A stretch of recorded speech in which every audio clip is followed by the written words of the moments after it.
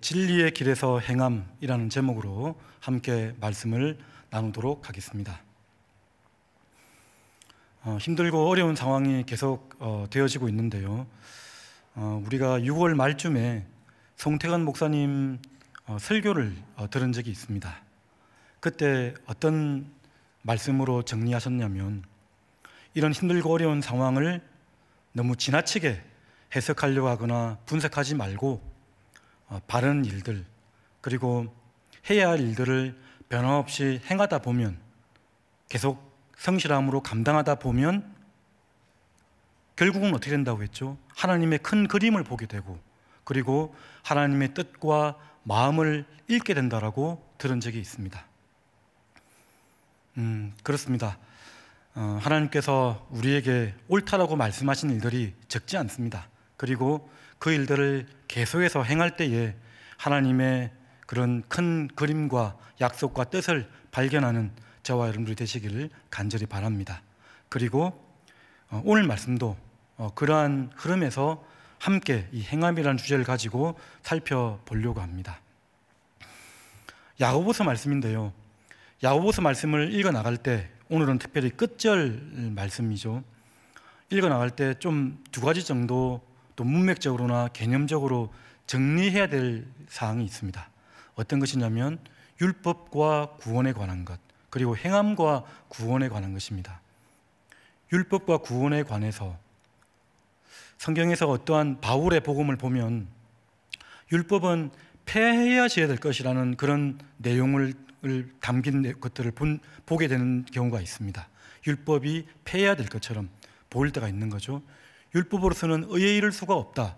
근데 여기서 강조된 내용은 무엇이냐면 의식법을 말하는 것입니다. 의식법, 절기나 아니면 제사나 아니면 할례와 같은 그러한 형식을 추구하는 어떠한 하나님께 나아가는 방식들, 구약의 방식들로는 하나님께 온전히 나아갈 수 없다라고 지금 가르치고 있습니다. 야고보서 말씀에서 보면 1장 18절쯤에 율법을 어떻게 표현했냐면 자유롭고 온전한 율법이라고 표현했습니다. 그리고 2장 8절쯤에 보면 그렇게 말씀하고 있어요. 하나님 사랑, 이웃 사랑의 계명으로 다 모아졌다라고 분명히 말씀을 하고 있습니다. 그런 의미에서 야고보서의 율법에 대한 해석 역시 바울의 해석과 크게 다르지 않고요.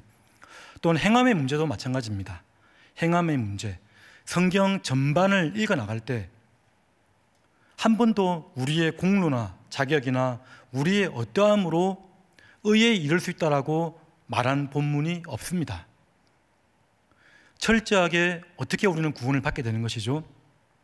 그리스도 예수의 십자가에 흘리신 보혈의 능력으로, 그 공로로 우리가 구원받게 됨을 성경은 일관되게 우리에게 가르치고 있습니다.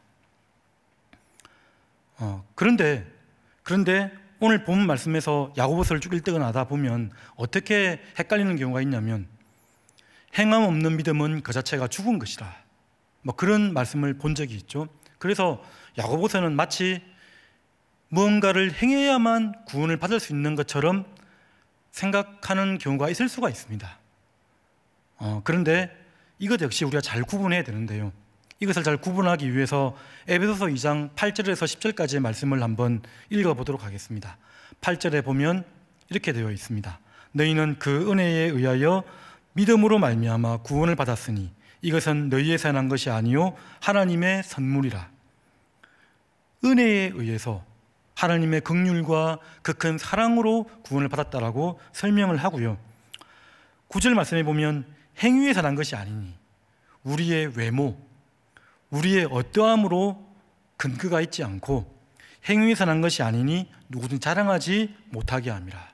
10절 말씀, 우리는 그가 만드신 바라 그리스도 예수 안에서 선한 일을 위하여 지으심을 받은 자니 이 일은 하나님이 전에 예비하사 우리로 그 가운데서 행하게 하려 하심이니라.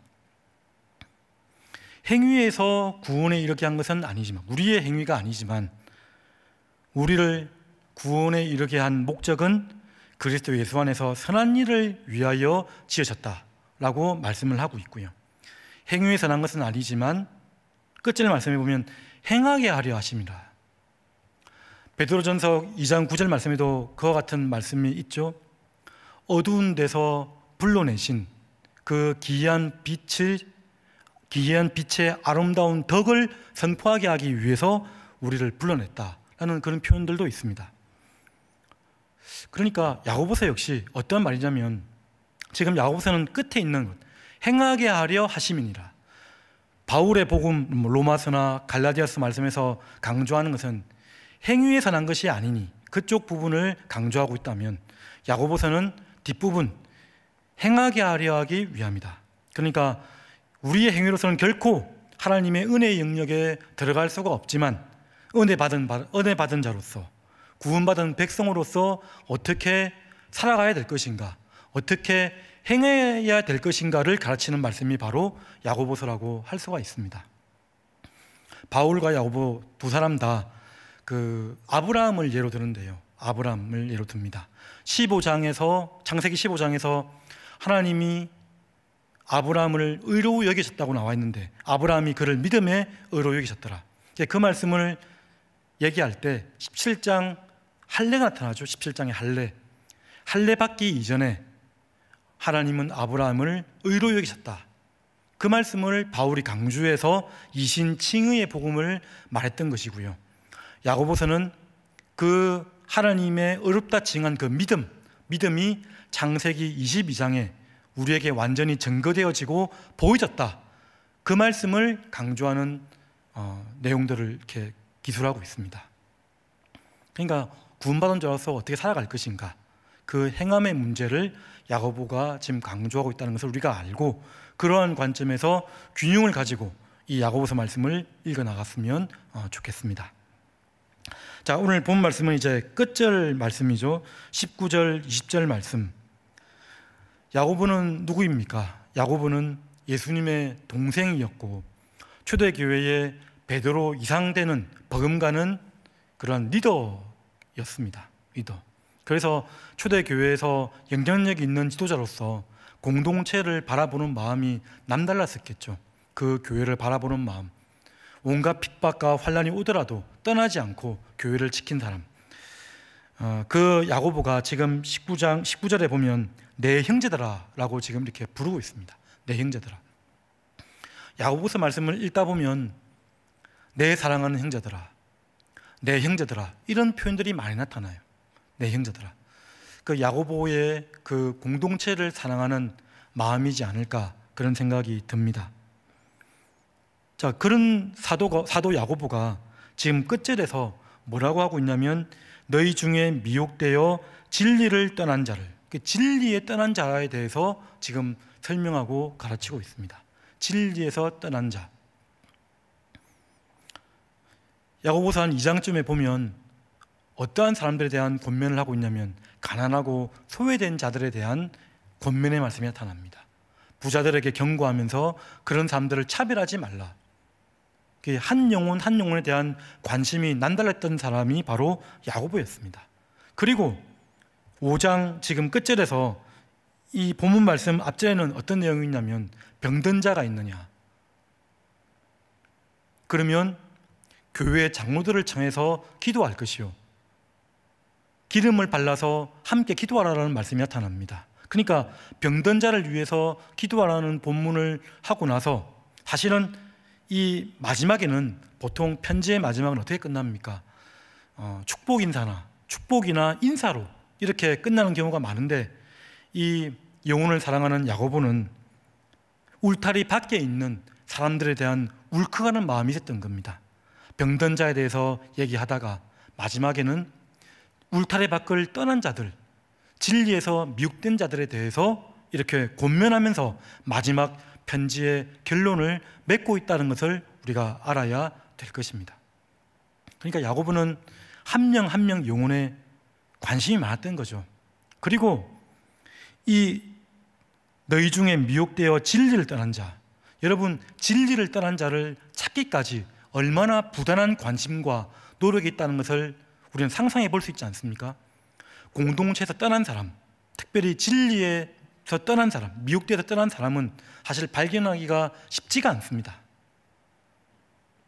열심히 찾고 찾아내야 겨우 그 사람과 어떤 대화하다가 아니면 살피다가 겨우 찾아내야 되는 것이 바로 특별히 진리에서 미혹된 자들. 왜냐하면 이 진리에서 미혹된 자들은 기존 공동체를 무시하거나 지도자들을 신뢰하지 않기 때문에 그런 거죠.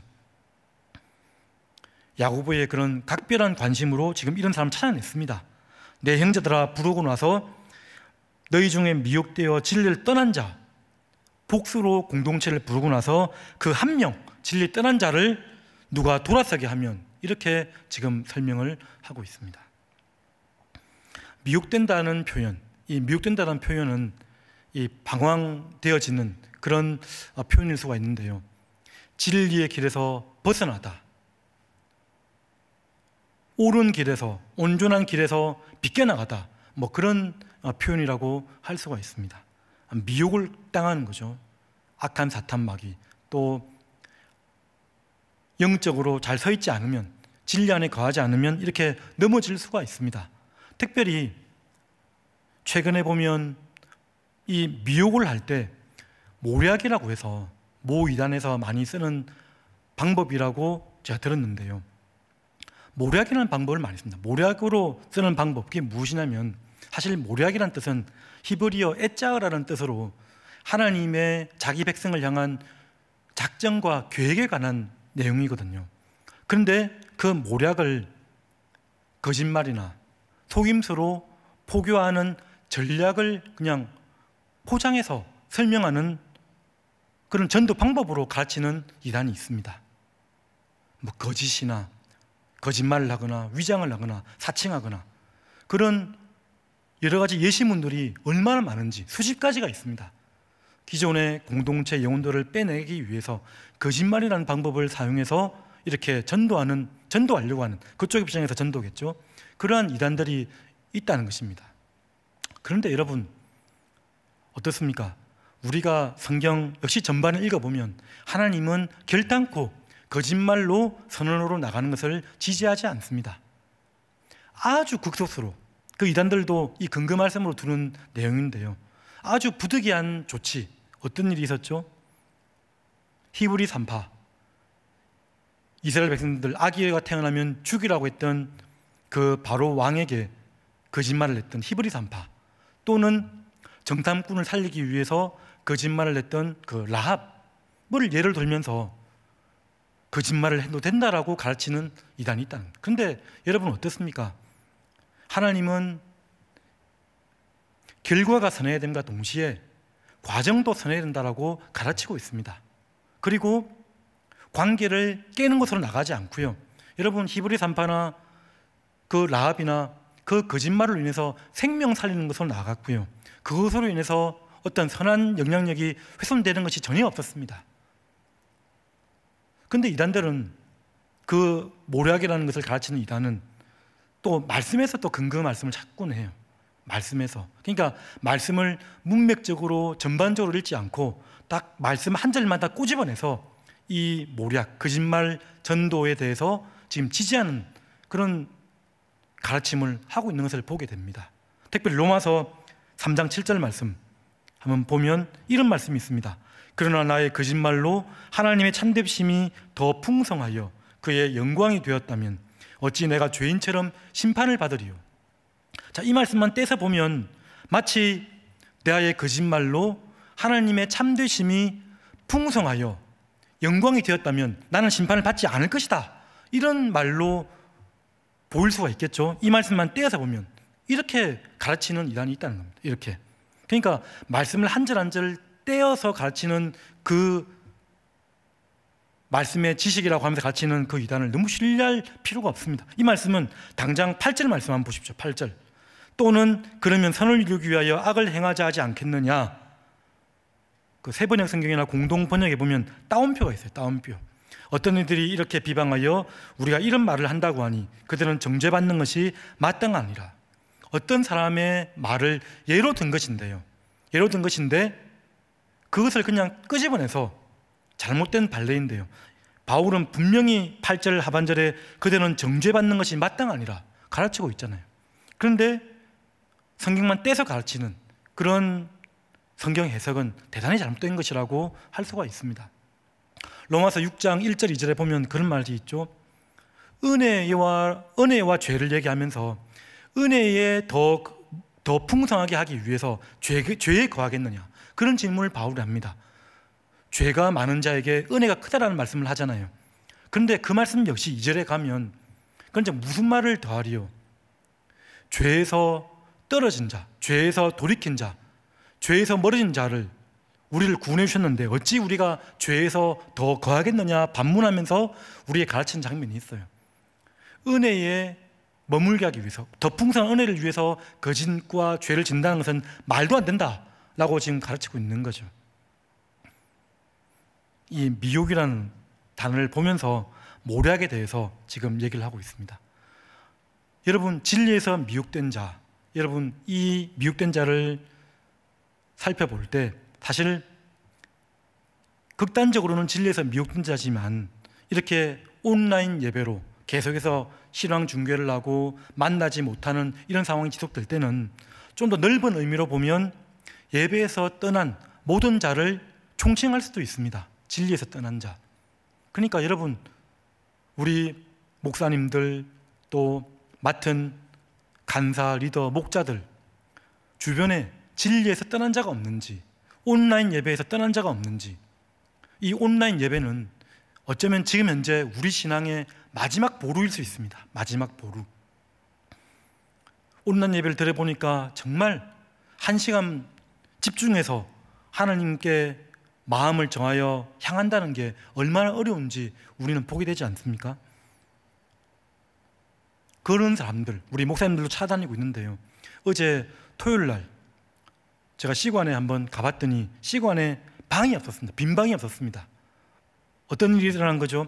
저녁에 리더 모임을 이제 대면해서 못하니까 모든 진장님들이 각 방에 다 차지해서 줌으로 리더 모임을 하고 온라인으로 한 명 한 명 살피고 있는 것을 제가 보았습니다.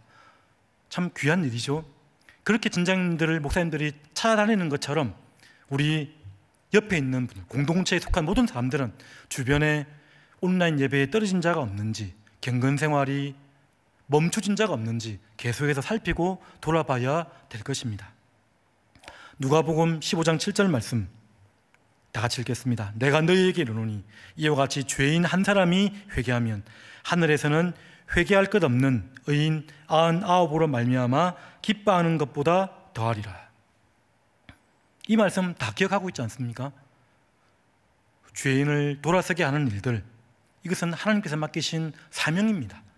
이 사명의 일들을 계속해서 감당하는 우리 목회자뿐만 감당하는 것이 아니고요, 공동체에 속한 모든 사람들은 주변에 한 명씩 온라인 예배에 떨어진 자가 없는지, 마음을 집중하지 못하고 점점 말씀에서 멀은 자가 없는지 살피는 여러분들이 되시기를 간절히 바랍니다. 자, 이렇게 한 영혼 한 영혼을 잘 살필 뿐만 아니라 그런 진리에서 떨어진 자들, 미혹된 사람들을 건져내기 위해서는 어떻게 해야 됩니까? 먼저 우리가 진리 안에 굳건하게 서 있어야 됩니다. 진리 안에 굳건하게 서 있어야 되는 것이죠. 진리라는 게 무엇이죠, 여러분? 진리는 하나님의 그 변하지 않는 전지전능한 영원한 속성을 가리킵니다. 영원하신 본질. 그래서 신실하게 선포되어진 언약의 말씀이 바로 진리가 되고요, 그리고 말씀이 성육신하여 오신 그리스도 예수가 바로 우리가 진리가 되는 것을 여러분 끝까지 붙들고 견지해 나가셨으면 좋겠습니다. 그러니까 그리스도와 말씀 가운데 굳건하게 서 있어야 되는 것이죠. 요즘은 이런 질문을 잘 못 들은 것 같습니다. 근데 한창 10년 전, 20년 전에 어떤 질문을 많이 했냐면요, 지금 당장 죽어도 천국 갈 수 있겠습니까? 이런 질문을 많이 던져보고 물어보곤 했습니다. 지금 화면을 보면서 우리 예배 드리는 성도님들, 혹시 옆에 함께 예배 드리는 분이 있다면 한번 물어보십시오. 지금 당장 죽어도 천국에 갈 수 있겠습니까? 어떻게 답변해야 되죠? 이런 확신이 없으면 안 되겠죠. 네, 천국 갈 수 있습니다.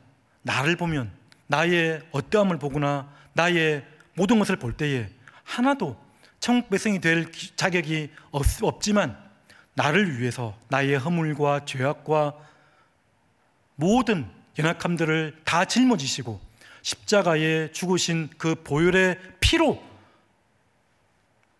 그 아들 예수를 우리 가운데 보내주신 하나님의 은혜와 사랑으로 사망에서 생명으로 옮겨져서 저는 천국 백성이 될 수 있습니다. 아멘, 할렐루야. 이렇게 답변할 수가 있는 것입니다. 그러면서 또 어떤 마음이 드는 거죠? 하나님, 저를 불쌍히 여주시옵소서. 참으로 제가 신앙생활 수년이 되었지만, 수십 년이 되었지만 여전히 저한테는 근거가 없음을 고백합니다. 그렇게 답변하며 천국 소망을 향해 나가는 것이죠. 그리스도의 보혈의 능력으로만 구원에 이를 수 있습니다. 오늘 본문 앞절 한 13절쯤에 보면 그런 말씀이 있습니다. 너희 중에 고난당한 자가 있느냐? 그는 기도할 것이요. 절구하는 자가 있느냐? 그는 찬송할지니라. 힘들고 마음이 상하고 우울하고 고통스럽고 어려울 때 어떻게 하라고 했죠? 기도하라 라고 말을 하고 있고요. 그리고 절구한다는 건 어떤 거죠? 잘 되는 거, 잘 돼 보이는 겁니다. 잘 돼 보이는 것. 어떤 일이 잘 풀려지고 좋은 일이 가득하고 자랑할 일들이 많아지고 그럴 때에 그는 찬송할지니라 이렇게 가르치고 있습니다. 이게 무슨 말이죠? 잘 되거나 못 되거나 기쁠 때나 슬플 때나 하나님께 맡기라는 그런 가르침이라고 할 수가 있습니다. 하나님께 맡기는 일. 사실 이 맡김이라는 것은 하나님을 향해서 바라보고 맡긴다는 것은 우리한테는 수준 높은 행함이라고 할 수 있습니다. 수준 높은 행함. 왜 그런 것이죠? 이스라엘 백성들이 광야에서 행한 일을 볼 때 우리는 그렇게 생각할 수가 있습니다. 광야에서 또 하나님을 원망하다가 어떤 일이 일어나게 되죠? 불뱀에게 물렸습니다. 불뱀에게 물려 죽게 되었는데 모세를 통해서 하나님이 제시된 처방책은 장대 위에 노수로 만든 뱀을 바라보기만 하면 살리라. 바라보기만 하면 살리라. 여러분, 바라보는 것이 뭐가 그렇게 어렵겠습니까? 광야에서 바라보라고 하면 바라보기만 하면 되는데, 그런데 어떤 이들은 그것을 시험하다가 바라보지 않다가 수만 명이 죽었다라고 우리에게 가르치고 있는 말씀이 있지 않습니까? 하나님께 맡기는 일입니다. 하나님을 바라보고 하나님을 맡기고 어려울 때는 애통한 마음으로 지나치게 낙심하지 말고 하나님께 기도하고요. 잘 될 때는 그 동행과심과 공급하심을 하나님께 감사하면서 찬양하며 하나님께 억시 들고 나가는 것이죠. 그러한 사람은 하나님께 맡기는 사람은 오늘 본 말씀의 그 윗절에 보면 기도할 수밖에 없습니다. 기도할 수밖에 없어요. 기도할 때에 오늘 주일 낮 예배 설교 말씀과 같이 하나님의 이름과 나라와 권세와 영광을 위해서 기도할 수밖에 없습니다. 왜냐하면 구원의 근거가 하나님께 있기 때문에 그런 거죠. 그리고 기도할 때에 나 자신과 가정만을 위하여 기도하는 그런 이기적인 기도가 아니고요. 때로는 그런 기도도 필요합니다. 근데 그런 기도만 하는 것이 아니라 사회와 한국 교회와 타인을 향한 그런 마음으로 하나님께서 말씀하신 하나님 사랑, 이웃 사랑의 마음을 가지고 함께 부단히 기도하면서 나아가야 될 것입니다. 20절 말씀을 보면 그렇게 나와 있습니다. 너희가 알 것은 죄인을 미혹된 길에서 돌아서게 하는 자가 그의 영혼을 사망에서 구원할 것이며 허다한 죄를 덮을 것임이라. 이 말씀을 보면 우리를 구원의 안내자로 삼으셔서 예수 그리스도께서 하신 일들을 우리도 함께 감당하게 하시는 놀라운 은혜의 말씀이라고 할 수 있습니다. 그러면서 또 느끼는 게 어떤 생각이 들죠? 그 미혹되어진 자, 그 사람이 바로 나구나, 그런 생각을 하게 됩니다. 미혹된 자, 진리를 받고 진리 안에 거한다고 하면서도 계속해서 곁길로 가고 싶어하고 가만히 내버려두면 곁길로 갈 수밖에 없는 연약하고 미혹된 자, 이사야에서 53장 6절 말씀 이렇게 나타나져 있습니다. 우리는 다 양 같아서 그릇 행하여 각기 제 길로 갔거늘 여호와께서는 우리 모두의 죄악을 그에게 담당시키셨도다. 우리는 다 양 같아가지고 그냥 가만히 내버려 두면 그냥 자꾸 그릇 행하게 될 수밖에 없음을 이렇게 표현하고 있는 것이죠. 넘어지고 깨지고. 여러분, 주일 나대배 설교로 여러분 신앙을 지켜나가고 있고, 또 평일에는 어떻게 하고 있죠? 매일 성경의 말씀, 우리 교회에서 매일 성경으로 계속 지금 설교가 진행되어지고 있습니다. 내일 본문 말씀인가요? 히스기야 왕, 그렇게 겸손하고 하나님을 향해서 나아갔던 히스기야가 병이 낫고 나서 15년 생명이 연장되죠. 그리고 나서 하나님께 온전히 감사하지 않아서 바벨론 사신에게, 아수르를 대항했던 작은 나라였죠. 신흥 바벨론, 그 당시만 해도 작은 나라였는데 그 바벨론 사신에게 모든 것을 자랑해버리는 어리석은 일을 하게 되는 장면이 내일 매일 성경 본문의 말씀입니다. 어떤 것이죠? 그렇게 은혜를 추구하고 하나님 편에 서려고 했던 선한 왕인 줄 알았던 히스기야도, 그러니까 사람으로서는 구원받을 이름이 없습니다. 여러분, 사람으로서는 히스기야가 넘어지는 장면이 나타납니다. 예수 그리스도만이 우리의 구원의 이름이 되시는 거죠. 사도행전 4장 12절 말씀, 다른 이로서는 구원을 받을 수 없나니 천하 사람 중에 구원을 받을 만한 다른 이름을 우리에게 주신 일이 없음이라 하였더라. 성경에 나오는 어떤 이름도 아브람, 노아, 모세, 다윗, 바울, 어떤 사람도 구원에 이를 만한 이름이 되지 못함을 가르쳐주고 있는 말씀입니다. 그 사람 중에 하나가 또 나 자신인 거죠. 내가 틀릴 수 있음을 인정하는 것. 그래서 구원받은 백성은 겸손하게 되어 있습니다. 낮아진 마음으로 살아갈 수밖에 없는 것이죠. 왜냐하면 나한테 근거가 없기 때문에 계속 반복적으로 얘기하고 있는 것이죠. 나에게 그런 원인이 있지 않습니다. 야고보서 1장 17절 말씀에 보면 그렇게 나와 있어요. 온갖 좋은 것과 온전한 선물이 다 위로부터 빛들의 아버지 되시는 그 하나님으로부터 내려온다라고 말씀하고 있습니다. 그러니까 온갖 좋은 것들, 온갖 온전한 하나님의 영의 선물들이, 그 은혜들이, 그 은사들이 다 위로부터 내려오는 것이라고 말씀을 하고 있는 것이죠.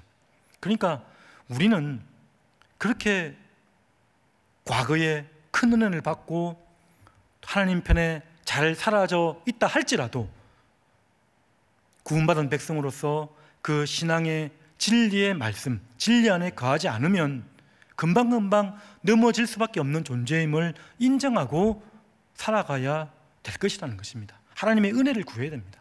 하나님의 은혜를 구하고 하나님 나라를 구하고 잘 경청하고. 우리가 그렇습니다. 이제 코로나 이후, 코로나가 지금 다시 이렇게 엄중한 사태가 벌어져서 비대면으로 예배드리게 될 줄은 잘 예상하지 못한 일이었던 것 같아요. 근데 그런 상황을 보면서 그 이후에 이렇게 또 하다가 다시 대면 예배를 드리겠죠, 여러분. 드릴 때에 우리가 어떻게 전도해야 될 것인가, 사회를 향해서 어떤 대안을 말해줘야 될 것인가, 하나님께 구원받은 백성으로서 우리가 깊이 고민하고 생각해야 될 때인 것 같습니다. 우리가 사회적 가치를 다 따라갈 필요는 없습니다.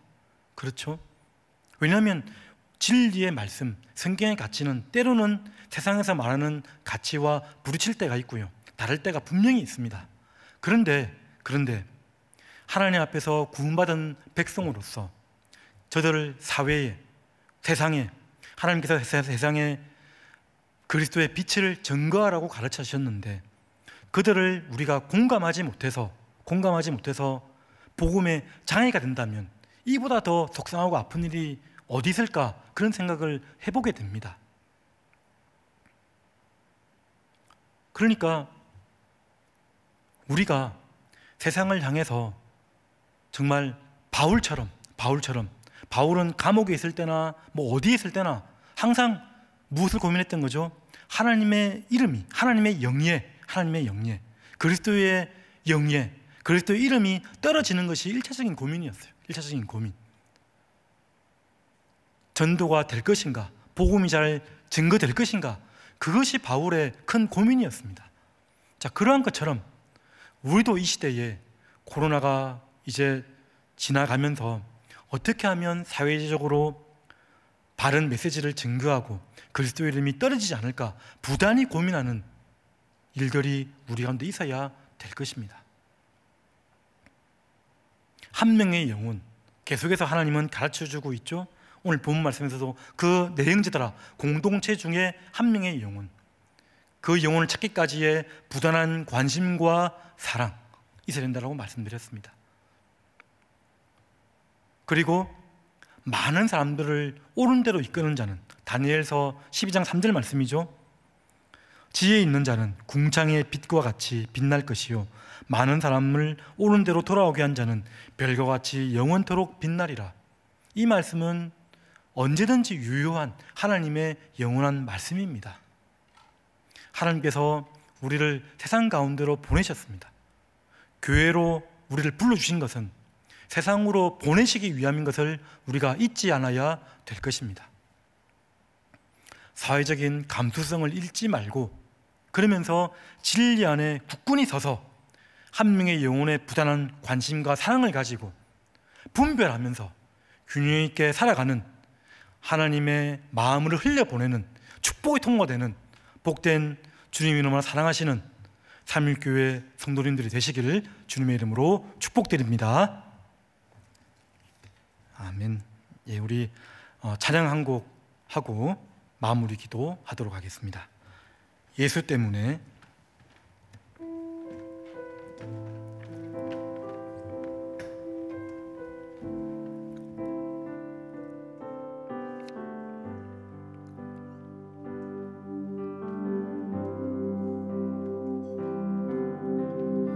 위대한 그 사랑으로 십자가 주님 지셨네. 세상 속에 빛 되었네.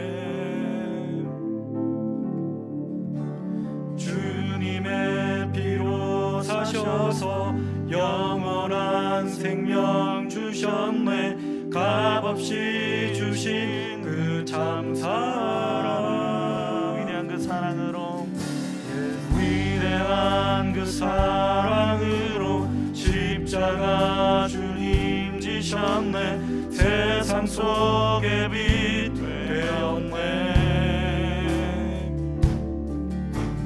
주님의 피로 사셔서 영원한 생명 주셨네. 값없이 주신 그 참 사랑. 예수 때문에 살아가고, 예수 때문에 찬양하고, 예수 때문에 완전하고, 예수 때문에, 예수 때문에 사랑받고, 예수 때문에 행복하고, 예수 때문에 의롭고, 예수 때문에, 예수 때문에.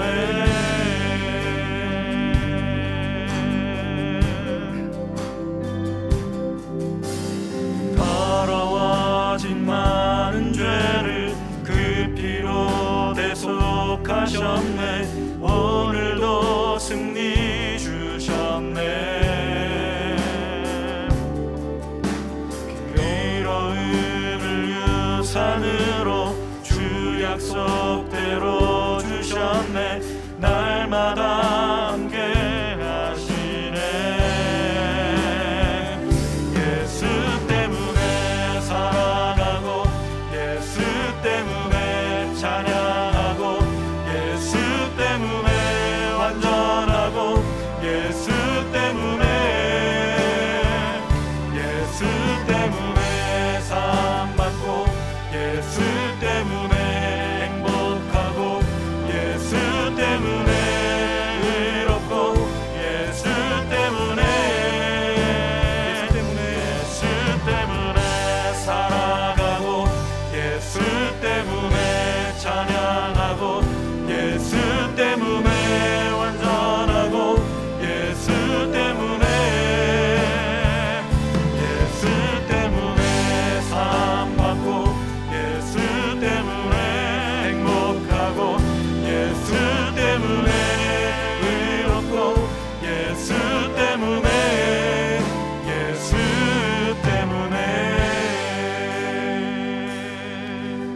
다 같이 기도하도록 하겠습니다. 하나님, 저희들을 십자가의 능력으로 구원해 주셔서 감사드립니다. 구원받은 백성으로 어떻게 살아가야 될지, 행해야 될지를 알게 하여 주시옵소서. 예수님 때문에 저희들 하나님의 뜻 가운데 살겠습니다. 말씀대로 살겠습니다. 진리 안에 굳건히 살겠습니다. 우리 주변에 진리에서 떠난 자가 있는지 없는지 살피고 돕겠습니다. 하나님, 저희들 가운데 역사하시고 도와주시옵소서. 그리스도 예수 안에, 말씀 안에 거하게 해주시옵소서. 다 같이 기도하며 나가도록 하겠습니다. 은혜로우신 하나님 아버지, 오늘도 말씀으로 저희들을 찾아주시고 만나주시니 참으로 감사드립니다. 하나님, 예수님 때문에 살아갑니다. 예수님 때문에 하나님 이 땅을 살아갈 힘을 얻습니다. 그리스도께서 십자가 못 박혀 죽으